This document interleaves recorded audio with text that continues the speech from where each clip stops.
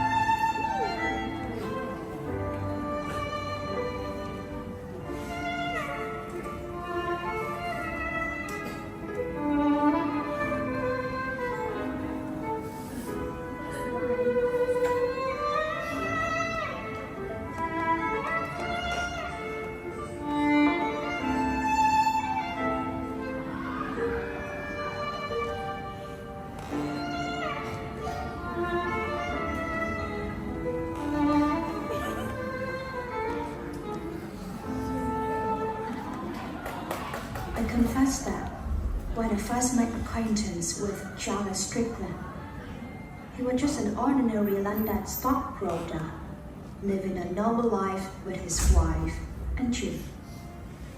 To the outside world, he seemed like a typical family man.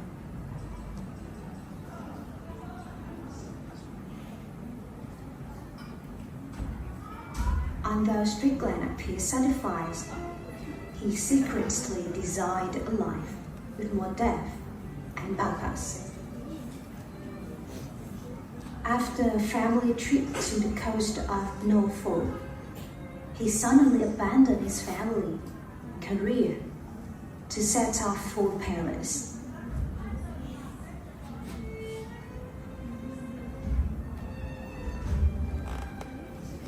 All he left for Emily was a letter.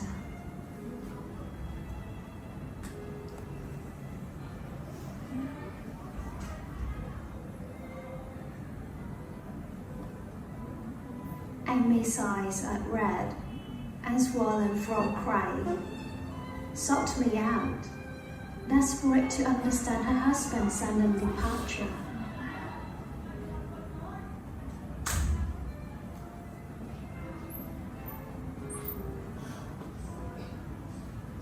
She hoped I could persuade him to come back, her voice filled with sorrow.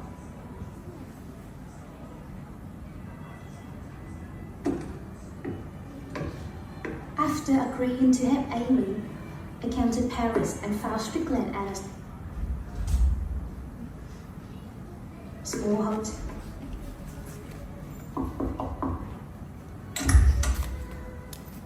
I come here on behalf of your wife. Do you drink whiskey? I had a conversation with him at a coffee shop to find out the real reasons behind his decision and persuade him to come home.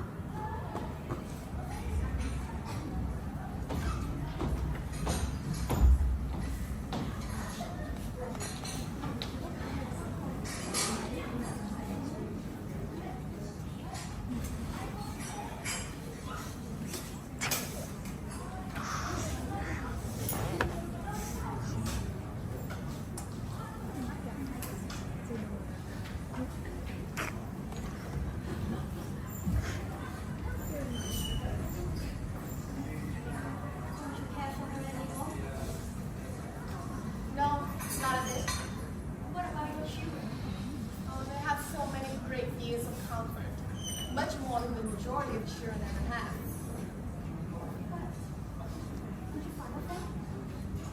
You see, I liked them better when they were kids, but now that they're grown up, I don't see any particular feelings for them.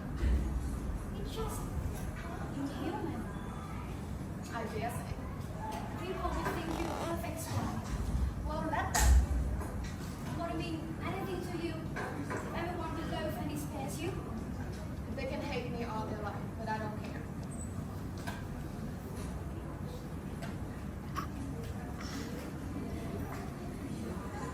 We came to know that you came away with another girl. What? Oh, I don't see what you find so amusing here. Poor Amy. What poor minds would have? Love is always about love. They think a man leaves only because he wants other women. Like, do you think that I was such a fool to do what I've done for a woman? Did you mean to say that you didn't left your wife for a woman? No, of course not. On your word of honor? On my words of honor. Then, what is Heaven's name have you left her for? I want to paint.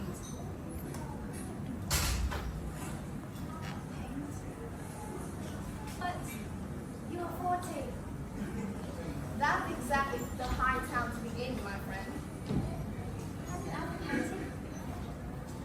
I've always wanted to become a painter when I was a boy. But you see, my dad wants me to go study business. He said there was no money in art. So last year, I took up some art lessons at night. But this is the reason why you want to think. You play with other girls. That's it. So, what do you tell her? I prefer to keep it to myself. Can you paint? Not yet, but I shall. I couldn't find what I wanted to find in London, so I came here to Paris.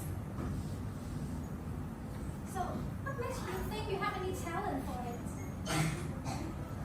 I've got to paint. You keep saying that you got to paint, but when you just dig it an awful chance, it will be frightful. And in the end, you have to acknowledge that you just make a hash of it. I've got to paint. Okay? Supposing that you won't do anything more than a third grade.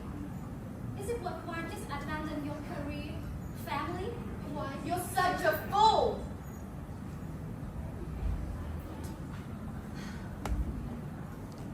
I don't see why. Unless it's foolish to say what obvious. I already told you, I've got to paint. I can't help myself. When a man falls into water, it doesn't matter if he swims well or badly. He has to get out of it, or else he drowns. What part of it don't you understand? Okay. So, that was your choice. But, that also means that you won't come back to your wife? Never. If every man gonna behave like you, the world couldn't go on. Oh, what a silly thing to say. Everyone doesn't want to behave like me. You see, all of them just want to live their own content, ordinary life. No one wants to be like me. I think your wife is well rid of you. My dear fellow, if only you can make her see it. But you see, women are very unintelligent. Wow. I just realized that you're such an investigating judge. Well, now that you've got that off your chest, excuse me. I got a dinner to attend.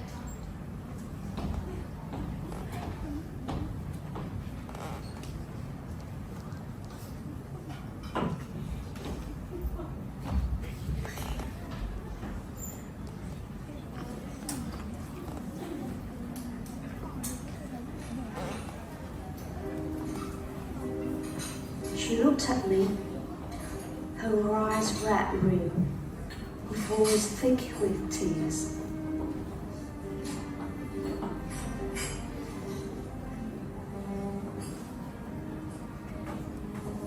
I will give him if he left me. forward. But this is different, you know. I don't want him back. I will never forgive him. If you want to divorce him, he's willing to do whatever you want to make it possible.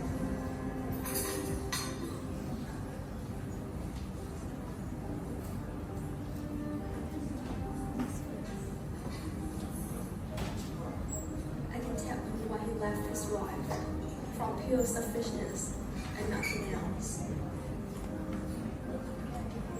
That is certainly the simplest explanation.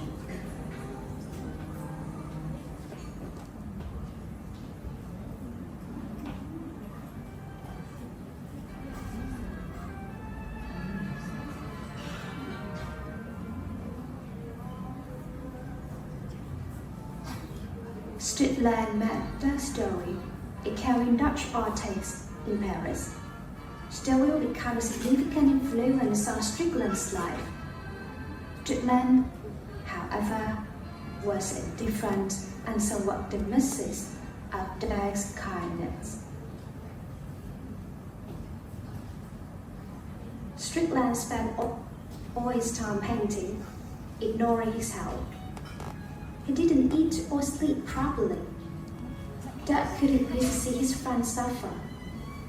With a heavy heart, Dirk decided to take Strickland to his home and care for him. But before he could offer his help, he had to ask for the approval of his beloved wife, Blanche.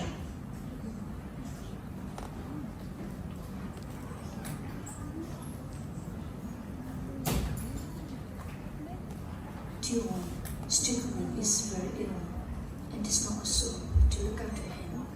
Well, Oh, my dear one, because it would be better if we can bring him here and we can take care of him. no, But he'll die. let him. Oh, my love, you don't mean that. He cannot die. It would be inhuman. Do you think if you were ill, it would lift a finger to help you? But does that matter? He's a human being and he's ill and poor. I'll never have him in my house. Now, if he come, I'll go. You're always so kind. Oh, for goodness sake, let me be. You drive me crazy. Don't cry, my darling. Please, don't let him hear. But why? I don't know why, but there's something about him that terrifies me. I feel it. If you bring him here, it can only end badly. Because we took action. Haven't you been in bitter distress once when we have a helping hand held out to you? You know how much it means. Wouldn't you like to do someone a good turn when you have a chance?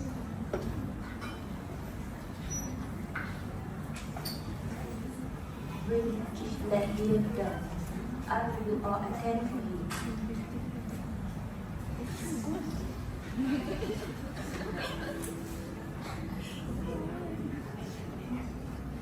Blanchard kindly looked after Strickland until he completely recovered.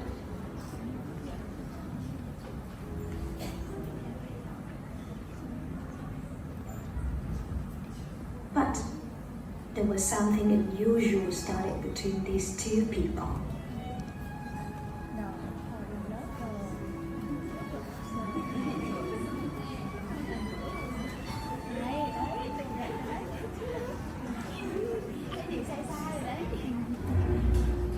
After that, Strickland had occupied Dirk's studio, so don't ask him to leave.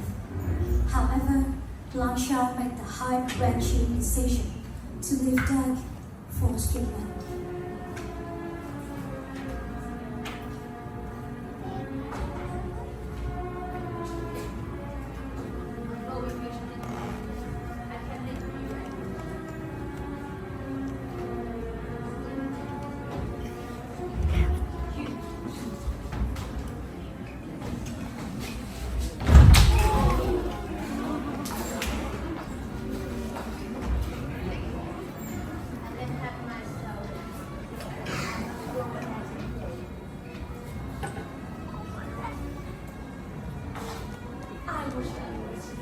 willing to say what she thinks. If I displease you, you only need to tell me, and I've changed. I've done everything. Don't go, darling. Don't leave me. I can't live without you. You don't know what Sixpence place is like. Sixpence hasn't got a head. You can't live.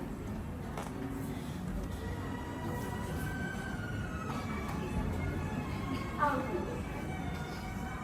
I can bear to see you leaving that awful place.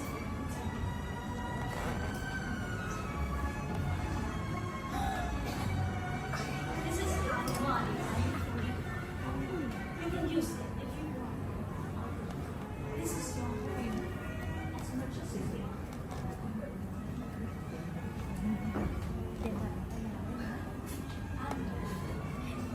What happens?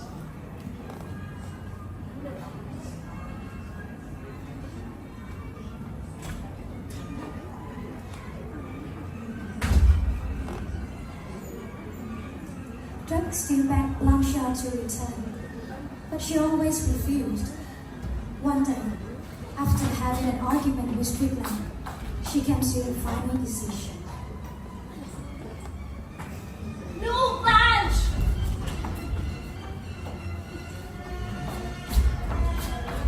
Doug brought her to the hospital, but it's too late.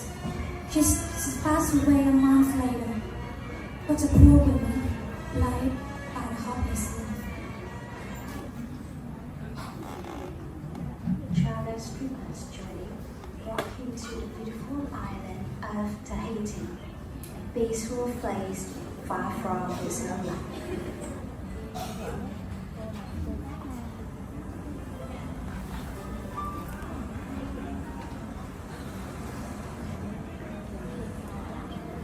It was here that he met Elsa, a young Tahitian woman with the beauty of innocence, gentle spirit, and unwavering devotion, who later became his wife, his water, his meals.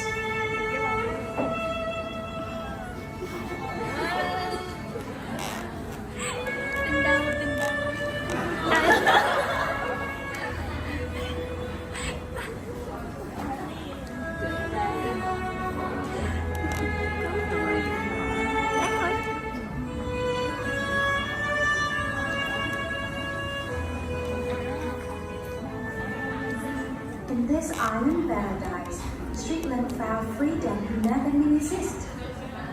Unburdened by societal expectation, he immersed himself wholeheartedly in his art. His strokes became bolder, his colors more vibrant, and his vision profoundly expressive. But his peaceful days didn't last long. There was something off in his head.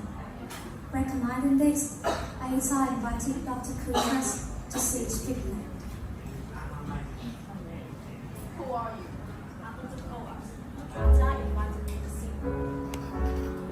I've got a few aches and pains lately. A big fever. That's nothing. Look, take a sound glass.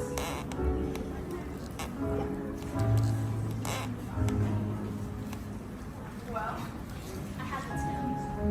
You have a typical appearance of a leper. are you telling me that I have leprosy? There's no doubt about it.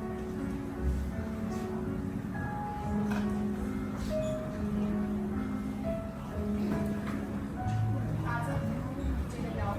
They know the sign well. They were just afraid to tell you.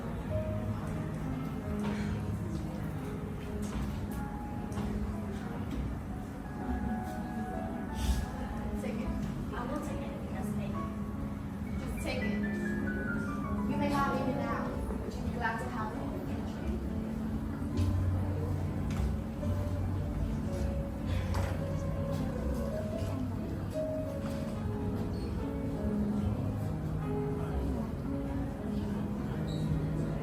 Dry your tears, Aiden. There's no break now. I shall leave you soon. They are not going to take you away. I'll go to the mountains and you and the boys can stay in peace. No, let others go for their lives. But I never leave you. If you leave me, I hang myself on the tree. I swear it. Why don't you just leave me? You can go and stay with Sakita. No, I will go where you go. Please, please don't leave me. Please, Strickland. Women are strange babies. You can treat them like dogs. You can beat them until your arms ache. But still, they love you. Please. I'll say. Strickland decided to stay. Although his health began to deteriorate, his creative energy began to fade. But he was too weak to paint like he used to. His paintings was not that good anymore. Later, cared for him tirelessly. Her love, a constant source of comfort. He continued to paint, driven by inner fire that refused to be extinguished.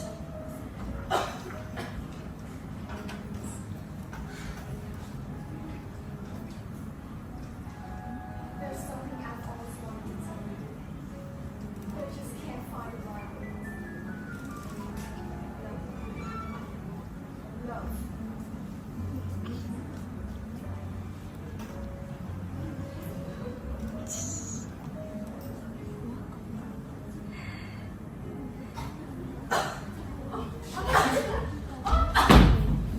Strickland! Strickland! Strickland! Please!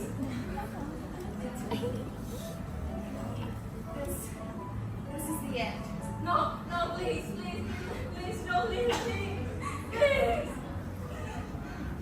And you have to listen to me. Promise me. Everything as long as you are with me. Please, Strickland, please. Promise me one thing. Burn the painting. No, no, no, please. No. You have to burn it. Aita, listen to me. Burn it.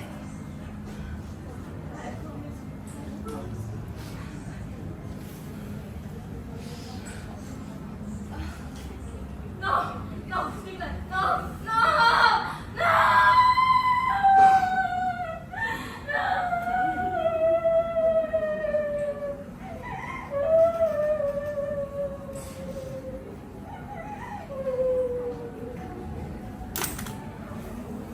Finally, Aita decided to fulfill Strickland's last wish. Strickland created a masterpiece that in pride and contempt. He destroyed it. But in his last great paintings, he achieved what he wanted. His destiny was fulfilled. His life was complete.